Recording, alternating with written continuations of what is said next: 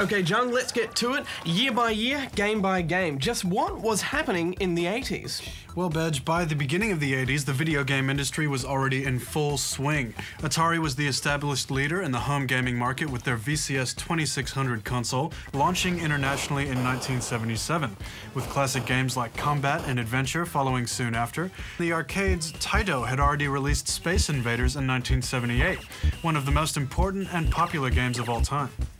But as big as gaming had already become, the 80s was where the scene really exploded. Just as the decade was getting started, this came out. It was the first real competition to the Atari 2600, and it was called the Intellivision. Aesthetically speaking, this thing was quintessential 80s. It's got more wood paneling than a hardware shop and more control buttons than a scientific calculator. It did have a technological advantage over the 2600 though, with Intellivision games sporting significantly better graphics. 1980 would also see the release of Namco's Pac-Man, probably the biggest arcade release of the 80s, while Nintendo made their first steps into the gaming hardware arena with the portable Game & Watch series. 1 year later, and Nintendo's great hairy ape was kidnapping Princess Peach for the very first time in the seminal platform game Donkey Kong. It also featured this little guy. At the time, he was known only as Jumpman, but he was destined for bigger things. The next year would continue to see the industry grow, and some of the most memorable and influential games of all time would be released, including Namco's space shooter Galaga, Konami's amphibian road crossing simulator Frogger, and Midway's ostrich-riding Lance-'em-up Joust, and plenty more besides. 82 was also an important year because it saw the release of no less than 4 rival game platforms, including the Sinclair ZX Spectrum, the ColecoVision, the Commodore 64, and Milton Bradley's Vectrex console. Some would prove more successful than others. Another game to come out in 82 was this one, E.T. the Extraterrestrial. And if you've been watching tonight's show so far, then you'll know how well that one turned out. After a number of high-profile flops like E.T. and an overabundance of terrible games flooding the marketplace, the inevitable happened. The infamous video game crash of 1983. Most North American game companies folded. Consoles were abandoned by their manufacturers, and even the mighty Atari had to concede defeat. The years after the US market collapse were quiet for console gaming, but home computers continued to grow in popularity, particularly in Europe, where the ZX Spectrum, Commodore 64, and eventually the Amiga would far outclass their competition. Meanwhile, Japan was making their own entries to the home console industry, with both Sega and Nintendo releasing their first machines, the Sega SG-1000 and the Nintendo Family Computer, or Famicom for short, the console that was destined to turn the global game industry's fortunes around. As the decade moved into its second half, a new era was about to begin.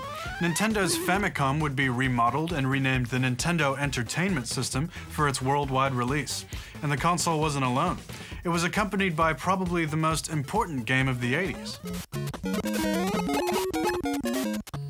It was this, Super Mario Bros., and it was so good that it made people forget about how badly the last console generation had ended and got them to pick up the controller once again.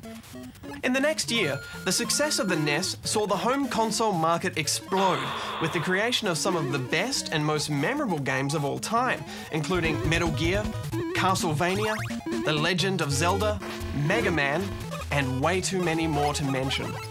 By 1987, this had also come out. It's the Sega Master System. With games like Alex Kidd and Miracle World, the Master System was a great competitor to the NES. And although it never caught up to Nintendo's phenomenal sales, it did do particularly well in Europe and Australia.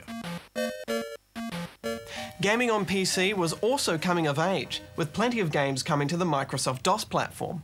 One particular game genre that was popularized on the PC was the graphic adventure game, like Sierra's King's Quest series, or LucasArts' Maniac Mansion, which offered a new kind of narrative-based gameplay that console and arcade games couldn't replicate. By late 1989, the games industry was moving in a new direction. Nintendo would release the first portable console, the black and white Game Boy, and home computers were just getting the first taste of games like Will Wright's SimCity and Peter Molyneux's Populous. Meanwhile, the NES and the Master System were just about to be superseded by 16-bit technology. The Sega Mega Drive had already been released in Japan, and the Super Nintendo Entertainment System was just around the corner. It's impossible for us to cover everything that made gaming in the 80s great. It was a period of great creativity and technological advancements, and it's the decade that gave birth to many of today's favorite game franchises. And despite the passing of almost 30 years, it's clear to see why many people today consider the 80s to be a golden age in video gaming history. So let's hear your thoughts. Hit up the Good Game forums and tell us about your experiences of gaming in the 80s, or what you think the legacy is on today's gaming scene. The best reads will get a Good Game t-shirt. Now, Jung, I think we should take a better look at a game that is credited with saving the gaming industry in the 80s, Super Mario Bros. For the Nintendo Entertainment System.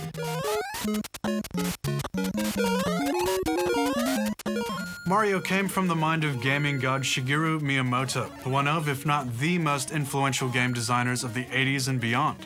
In our little plumber's all-new adventure that came packaged with the Nintendo Entertainment System, he would go on to set a standard for platformers that would be a hard act to follow. For the first time, we could see detail in a character, a moustache, clothes, and even a little hat, which was added because there weren't enough pixels left to make his hair move when he jumped. But it wasn't all just a pretty picture. Mario and Luigi's quest to save the princess was an exciting ride through pipes, underground caves, underwater levels, and scary castles. A huge variety of enemies stood in your way, just begging for you to jump on their heads. Super Mario Bros. Set many platforming and game design standards that would be emulated and built upon for years to come. The reason Mario is so important is not only because it was a great game, but it was a beacon of light after a long wait in the dark and a glimpse into what games could be. It took this little pixelated plumber to show the world that games and consoles still had a place in our homes, that they can have a plot, a great villain, definable graphics, and a user interface that gave players more control of the game. And the music, Jung! The Mario Brothers theme song remains one of the most iconic and widely recognized tunes of all time.